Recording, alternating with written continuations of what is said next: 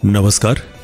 Book audio में बहुत बहुत स्वागत करता हूं मैं आपका दोस्त ब्रजेश। और दोस्तों, आज लेकर हाजिर हूं धन्यवाद बेहरा का उपन्यास एक था रक्षक, अध्याय 20, प्रतियोगिता की सूचना।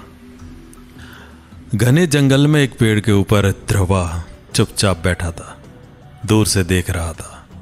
उसकी आंखें राजकुमारी नंदिनी और उनके सैनिकों का पीछा कर रही थी जब वे दीनार गांव से निकलकर महल की ओर जा रहे थे।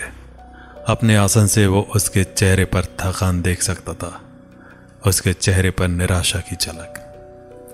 धीमी आह भरते हुए ध्रुवा ने अपने चेहरे से लाल कपड़ा हटाया।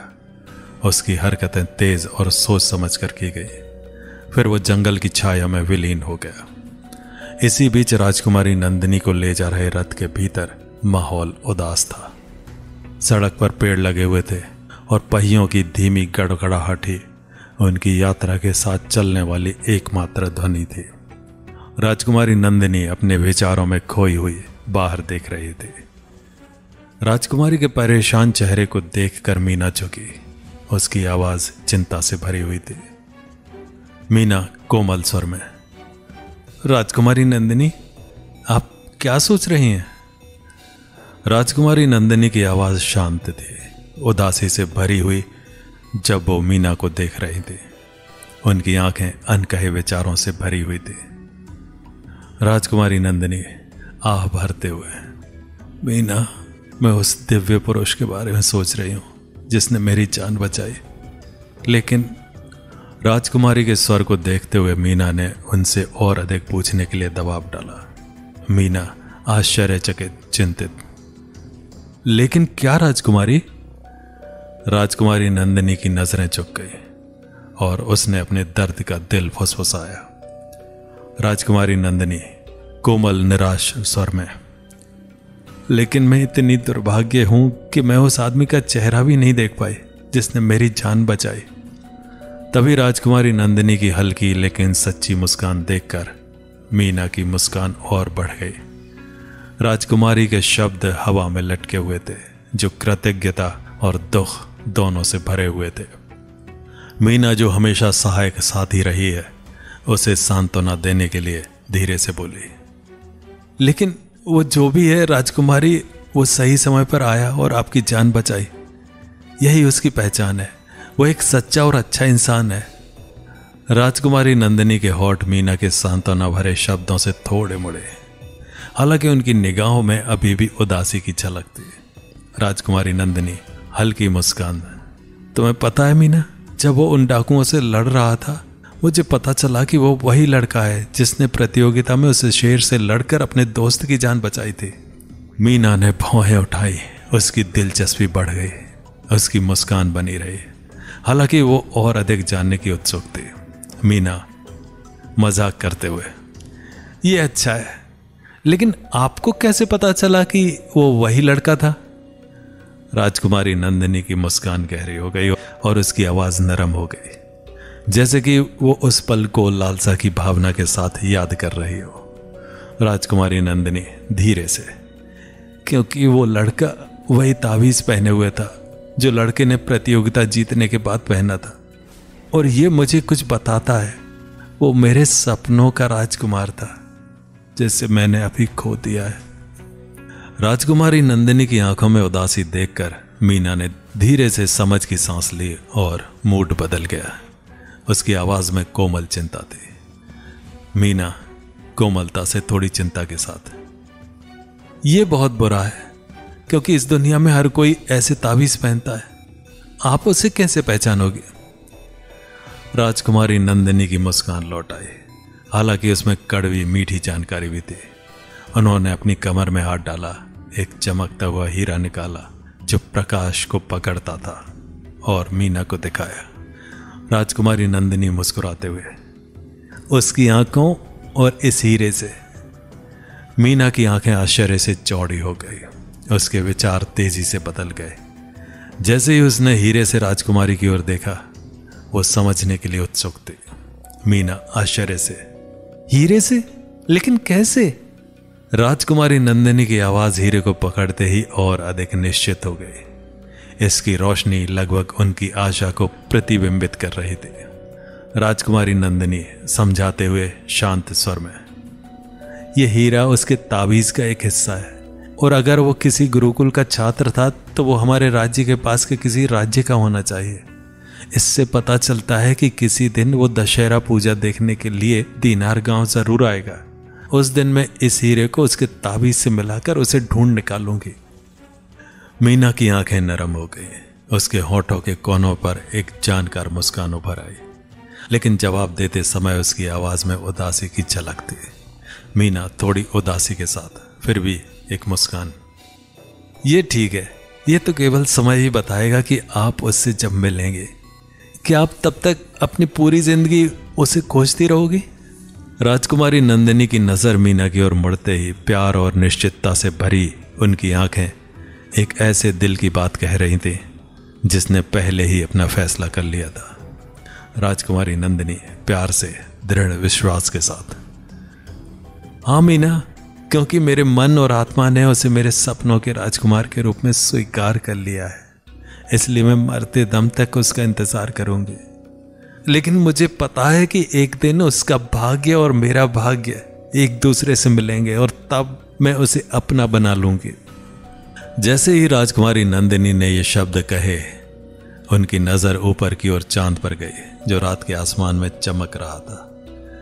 उस पल की शांत सुंदरता ने उनकी उम्मीदों, उनके दिल और उनके सपनों की रात के सन्नाटे में एक साथ बांध रखा था। दूर एक पेड़ की ऊंची शाखा पर ध्रुवा छाया में खड़ा होकर राजकुमारी के रथ को जाते हुए देख रहा था। उसके दिल में कई तरह की भावनाएं उमड़ रही थी, लेकिन उसका कर्तव्य उसे पुकार रहा था। बिना कुछ कहे वो तेजी से दूसरी शाखा पर चढ़ गया और अपने कंधों पर भाग्य का भार लेकर गुरुकुल की ओर चल पड़ा। सुबह का समय, देवराज गुरुकुल। जैसे ही सुबह की पहली किरण गुरुकुल के आसपास के पेड़ों के बीच से गुजरी, राजकुमार अपनी सुबह के दैनिक काम पूरी करने के बाद अध्ययन कक्ष की ओर बढ़े। उनके कदम शांत गलियारों में गूंज रहे थे। उनका मन पहले से ही आने वाले दिन पर केंद्रित था, लेकिन आज कुछ अलग था। आज प्रत्याशा का माहौल था। जल्द ही राजकुमारों को एक निमंत्रण मिला, एक संदेश जिसने उन्हें बैठक स्थल पर बुलाया। जैसे ही वे एकत्रित हुए, जिज्ञासा की शांत फुसफुसाहट समूह में फैल गई, यह जानने के लिए उत्सुक कि आगे क्या होने वाला है। बैठक स्थल पर आदरणीय गुरु शिव उनके सामने प्रकट हुए। उनकी उपस्थिति सम्मान और ध्यान आकर्षित कर रही थी। वे राजकुमारों को संबोधित करते हुए अपनी आवाज में स्थिर खड़े थे। ऐसी खबरें बता रहे थे जो उनकी यात्रा की दिशा बदल देगी। गुरु शिव गंभीरता से आज्ञा देते हुए, यहां उपस्थित सभी राजकुमारों को सूचित किया जाता है कि आज से 3 दिन बाद सभी वरिष्ठ राजकुमारों की शिक्षा अवधि इस गुरुकुल में समाप्त हो जाएगी। उस दिन वे अपने अपने राज्यों को लौट जाएंगे और आपको भी अपने हथियार अपने साथ ले जाने की अनुमति होगी। उनके आगामी प्रस्थान के बारे में सुनते ही एकत्रित राजकुमारों में उत्साह की लहर दौड़ गई। घर लौटने के विचार से उनके चेहरे चमक उठे कि गुरुकुल के द्वार के बाहर उनका क्या इंतजार है। गुरु शिव हल्की मुस्कान के साथ, लेकिन फिर भी अधिकारपूर्ण, हालांकि आपको याद रखना चाहिए कि कुछ दिन पहले एक प्रतियोगिता हुई थी और आप में से कुछ विजयी हुए थे। आप में से जो जीते हैं उन्होंने हमारे गुरुकुल के सर्वश्रेष्ठ राजकुमारों की श्रेणी में अपना स्थान अर्जित किया है। कल एक और प्रतियोगिता होगी और जो राजकुमार प्रथम आएगा उसे महान राजकुमार की उपाधि से सम्मानित किया जाएगा। उसका नाम हमारे गुरुकुल के इतिहास में अंकित हो जाएगा और उसे एक प्रतीकात्मक कवच मिलेगी, इस गुरुकुल का गौरव जिसे सभी चाहते हैं। इन शब्दों पर कमरा तालियों की आवाज से भर गया।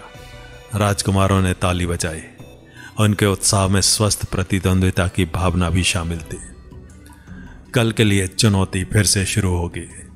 कौन खुद को सबसे महान साबित करेगा, कौन बाकी लोगों से ऊपर उठकर महान राजकुमार का सम्मान प्राप्त करेगा।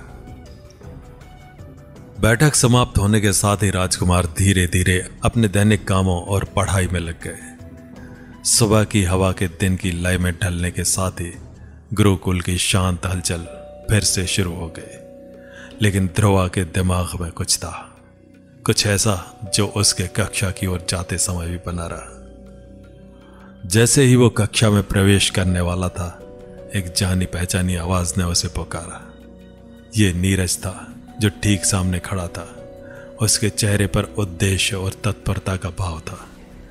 नीरज उत्सुक आशावान स्वर में, ध्रुवा, क्या आज तुम्हारे पास कुछ समय है? मैं तुम्हें कुछ महत्वपूर्ण बताना चाहता था। ध्रुवा के जवाब देने से पहले ही एक और आवाज ने बीच में टोक दिया। हमेशा उत्सुक और तेज रहने वाला भोला पीछे से आया। उसकी आवाज उत्साह से भरी हुई थी। भोला हंसी मजाक में आग्रह करते हुए, अरे ध्रुवा, मैं गुरुकुल में तुझे ढूंढ रहा हूं। तुम यहां हो, मेरे साथ चल, मुझे तुझसे कुछ जरूरी बात करनी है।